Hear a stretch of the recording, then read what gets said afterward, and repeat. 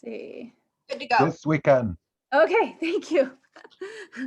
Well, again, thank you everyone for joining us today. It was just such a delight to be able to participate in this conversation. Thank you to the speakers and panelists, and of course, Dr. Phil Robertson and Dan Sanchez. We really appreciate you taking the time out of your busy schedules to help us understand the scope of the problems as well as the challenges in this area. I know I am much better informed as a result of your talk, and as also as a result of the discussion from the panelists and the audience members that followed. So really, really appreciate your time in preparing those presentations and sharing them with us here today. Have to give a shout out to the two people behind the scenes, Allie Kraber, who is a industry liaison here within the Bioeconomy Institute and does a lot to help us with planning events like this, as well as Aubrey Robertson from ISU Conference Planning and Management.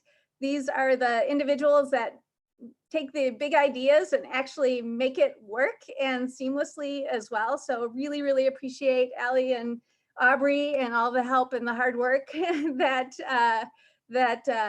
you put into this. I hope you both take a day off tomorrow because you've certainly earned it. So I get to talk about what comes next. Of course, this forum is one event in a long series of events going on across the country, the world, and on campus. But of course, in his opening remarks, Dr. Robert Brown mentioned sort of the increasing pace and scale of effort, and especially recently when it comes to carbon removal. So I'm just going to highlight 5 things right now that what comes next. And the first thing is I want to engage all of you. Hopefully, like I am, you are all better educated on this topic as a result of today's discussion. So I encourage you to look at your notes, look at the chat, and pick one thing that you learned today and commit to sharing it with someone you know, a family member, a friend, a colleague, because the only way that we're gonna be able to address the challenges in front of us is if we take what we learn and we share it with others. The behavioral component that Dara brought up in the initial panel, we all have to engage in sort of those behavioral changes, and it starts with having great science-based information that helps us understand what actions will have the best impact. And I think we've learned a lot about that here today. So please pick one thing and share it with someone else. The second thing is that this is also a kickoff for a series of events called Conversations About Carbon. And the Bioeconomy Institute will be co-hosting this with ISU College of Agriculture and Life Sciences. It will start in April and occur on noon on Wednesdays. We only got to touch the surface of the discussion here today, and we want to keep up the momentum in terms of moving the discussion onwards as long as we need to, right? As long as there's a challenge, we need to talk about it and bring together people who are working in this space and build partnerships, because no one can do this alone. It's a big lift. We need to work together. And the first of these conversations about carbon will be on April 7th. Dr. Bill Gutowski, who's a professor of geology and atmospheric sciences and chair of the University Sustainability Committee. He's also served on IPCC panels, Intergovernmental Panel on Climate Change for, I don't know, Bill, decade or more. It's been a long time, and we really appreciate your service there. But he will be talking about all of these efforts in our first conversation about carbon. I will be interviewing Bill as a part of this. The title of the conversation is Fostering Sustainable Community Responses to Climate Change. The second one will be on April 21st, so it'll be bi-weekly. Dr. Lois Wright Morton, Emeritus Professor of Sociology, farmer, and board member with Solutions from the Land. Lois is amazing and led a big initiative on sustainable corn funded by USDA NIFA that addressed farmer adaptation and mitigation of climate change several years ago. And Lois has also just recently presented a report on agricultural resilience at the UN. She will be presenting that report as well as some of her other research in a conversation titled Connecting Agriculture Carbon to Sustainable Development Goals. So helping to provide us with this global perspective. So looking forward to that.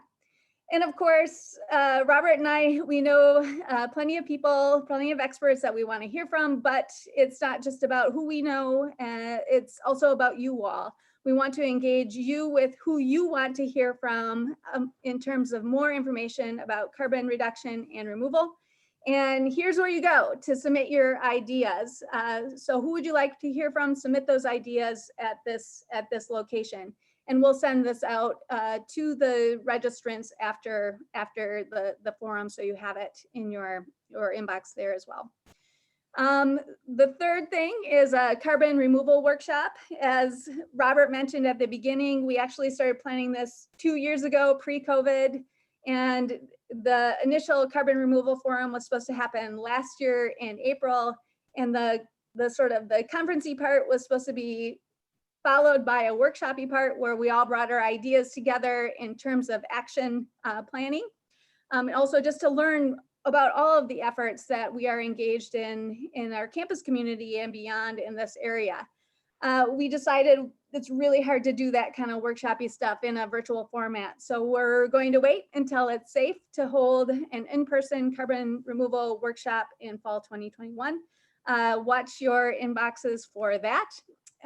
So our goals is to assess campus-wide actions and aspirations toward carbon reduction and removal, and really understand all of the activity within research, education, and extension mission areas that's already happening. Following that, there'll be another workshop, Being Change, Seeing Change, a lectureship and leadership workshop led by Dr. Dara Wald, who you heard from earlier today, as well as Dana Schweitzer. And this is funded by the Renewable Energy Group, which is headquartered right here in Ames, Iowa. Again, fall 2021. 4, next generation leadership. So starting the summer and all the way into 2025. And this is part of a grant that we received from the USDA National Institute for Food and Agriculture titled Sea Change. And the grant recipients, I'm the director here at Iowa State, but we also have partners with Penn State, Raceland Alternative Energy, FDCE, and the USDA ARS. As a part of that grant, we have funding for student internships this summer. Students from high schools from underrepresented populations in Iowa will be able to apply for an assistantship to work with a faculty member on their research in this area. And in subsequent summers, we will also have Sea Change Scholars internships that will be available to ISU students to work in this area. The second thing is with a presidential interdisciplinary research initiative that the Sea Change team received from Iowa State University in 2018. We're using some of that funding to help facilitate dialogues with students across across Iowa State University in terms of their visions for ISU campus sustainability, including carbon removal. And this work will be facilitated by Drs. J.R. Buckle, Dara Wald, and Suraj Upadhyaya, and working with student groups across campus. And then lastly, join the movement. Again, there's lots going on in this space. I'm just so excited that ISU leadership is a part of the movement and gaining traction in terms of helping society move towards carbon reduction and removal. And of course, it takes a lot of people working in this space. I'm looking for the right analogy. It takes, it takes us all moving forward here. So we hope that you and your group will also join along and continue the momentum and help us move forward. For more information and updates, you can follow the Bioeconomy Institute on the web, on Twitter, and also on Facebook. And in closing, I would just like to sort of summarize some of the things I was hearing today. The challenges that before us are large and many, but I'm gonna harken back to Phil Robertson's comments when he said, yes, but the complexity is manageable. We can do this. And why are we going to do this? We're going to do it for ourselves, our families, our communities. we are worth this effort. And as we learned today, we have many pathways forward, not just one. There's lots of opportunities that we can pursue. So again, I encourage you to pause for a few moments and think about it. You know, don't just run off to that next meeting. Take a couple minutes and pause and think about, okay, what about these pathways excites you? What are you going to engage with? What is that one thing that you're going to share with a family member or a friend or a colleague?